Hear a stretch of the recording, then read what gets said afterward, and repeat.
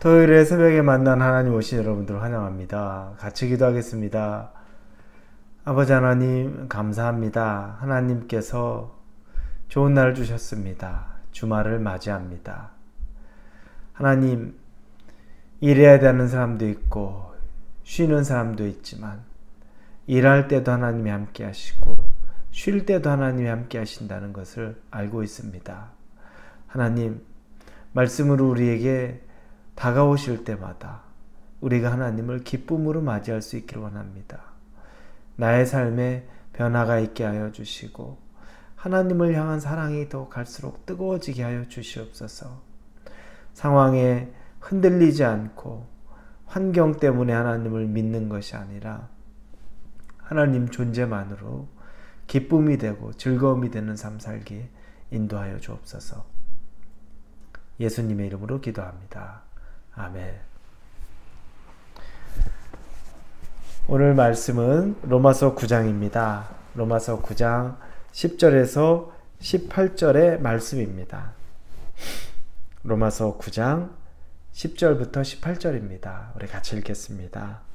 그뿐 아니라 또한 리브가가 우리 조상 이삭 한 사람으로 말미암아 임신하였는데 그 자식들이 아직 나지 아니하고 무슨 선이나 악을 행하지 아니한 때 택하심을 따라 되는 하나님의 뜻이 행위로 말미암지 않고 오직 부르시는 이로 말미암아 서게 하려 하사 리브가에게 이르시되 큰 자가 어린 자를 섬기리라 하셨나니 기록된 바 내가 야곱은 사랑하고 에서는 미워하였다 하심과 같으니라. 그런즉 우리가 무슨 말을 하리요? 하나님께 불의가 있느니냐? 그럴 수 없느니라. 모세에게 이르시되 내가 긍휼히 여길 자를 긍휼히 여기고 불쌍히 여길 자를 불쌍히 여기리라 하셨으니 그런즉 원하는 자로 말미암음도 아니요 다른 박질하는 자로 말미암음도 아니요 오직 긍휼히 여기신 하나님으로 말미암음이라. 성경이 바로에게 이르시되 내가 이 일을 위하여 너를 세웠으니 곧 너로 말미암아 내 능력을 보이고 내 이름이 온 땅에 전파되게 하려 함이라 하셨으니 그런즉 하나님께서 하고자 하시는 자를 긍휼히 여기시고 하고자 하시는 자를 완악하게 하시느니라. 아멘. 우리는 어제 이삭과 이스마엘에 대해서 보았습니다. 이스마엘은 인간의 조급함으로 아브라함의 조급함으로 만들어낸 자녀였고 이삭은 또 반면에 하나님 안에서 인내하고 기다림으로 얻은 자식이었습니다. 결론은 이스마엘은 내가 조급해서 얻은 자식은 결국에 유업을 얻지 못하였습니다. 하나님은 약속의 자녀를 통해서 당신의 유업을 이었죠. 이삭을 통해서 하나님이 계획하심을 통해서 이루어 간다는 겁니다. 여러분, 우리는 내가 열심을 갖고 최선을 다하고 노력한다고 해서 얻어지는 것이 아니라 당연히 그 노력이 있어야 되고 최선을 다하고 열심을 내야 되지만 그러나 내게 베푸시는 것은 하나님의 주권이라는 것을 인정할 줄 알아야 합니다. 안 그러면 모든 구원도 내 열심으로 얻으려고 합니다. 그 열심으로 모든 것이 다 가능하다고 생각하고 모든 구원조차도 내 열심으로만 하려는 그런 오류를 범할 수밖에 없습니다. 오늘 본문에서는 이삭의 자녀인 에서와 야곱을 언급합니다. 그리고 나중에는 모세와 바로를 언급합니다. 이 이야기들 중에는 하나님의 긍휼, 하나님의 자비하심, 하나님의 선택에 대한 것도 우리가 볼 수 있습니다. 인간의 공로가 들어갈 틈이 별로 없습니다.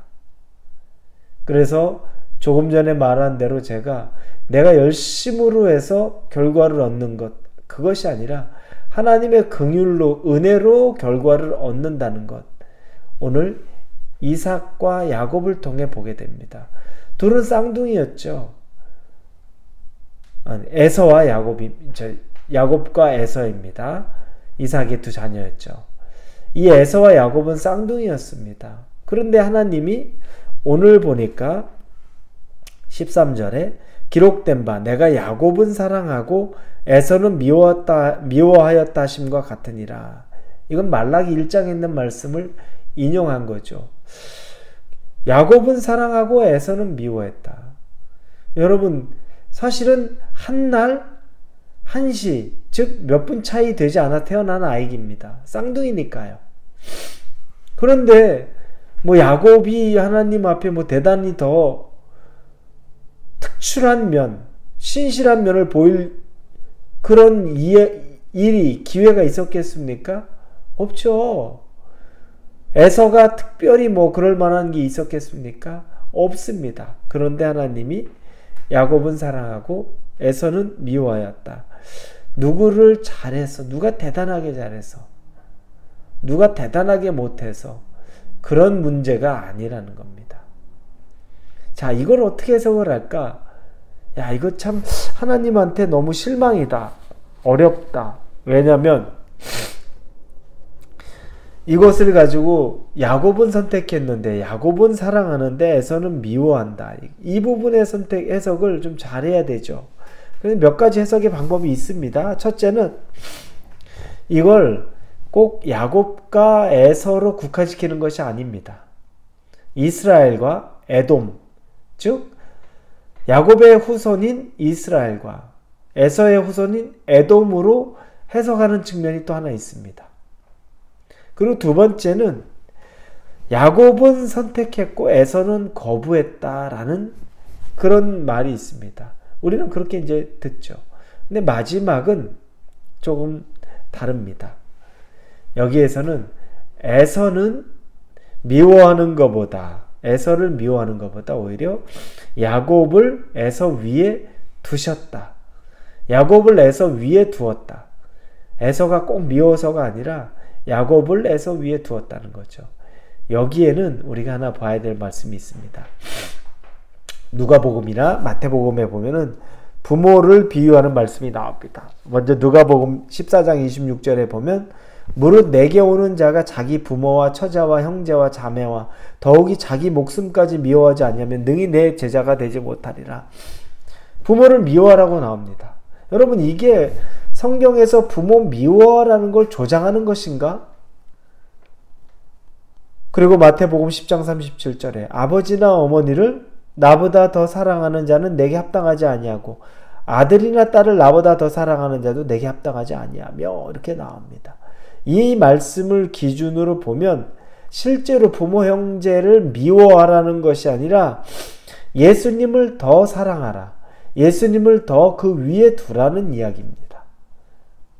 그래서 이 야곱과 에서의 이야기를 할 때에도 에서, 야곱, 하나님은 에서보다 야곱을 그 위에 두었다는 그 표현인 거죠.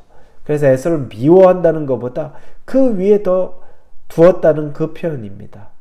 자, 여러분, 우리가 이것들을 볼 때 하나님의 선택이라는 겁니다.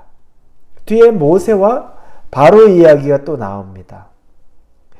출애굽기 33장 19절에 보면 이렇게 쓰여 있습니다.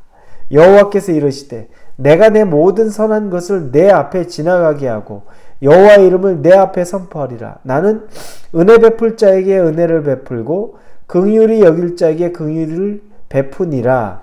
이 말씀, 우리가 오늘 본 말씀 인용된 거죠. 15절의 말씀을 인용한 겁니다. 그게 바로 출애굽기 33장 19절입니다.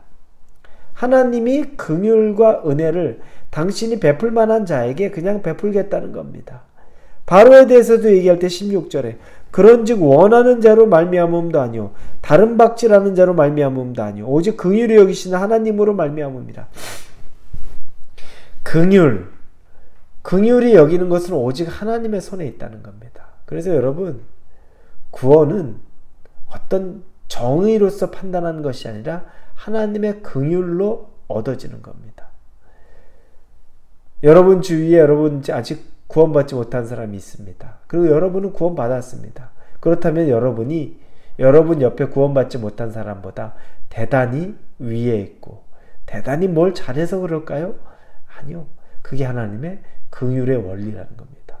하나님이 긍휼을 베풀어서 여러분이 먼저 구원받은 겁니다. 엄청나게 여러분이 대단해서 그런 것이 아니라 하나님의 긍휼이 있었기에 가능하다는 겁니다. 내가 잘해서 얻은 것이 아니라 은혜로 얻었다는 겁니다. 여러분, 은혜를 경험해야 됩니다. 노력으로, 최선을 다해서 사는 것 너무너무 중요하지만 은혜가 없으면 안 됩니다.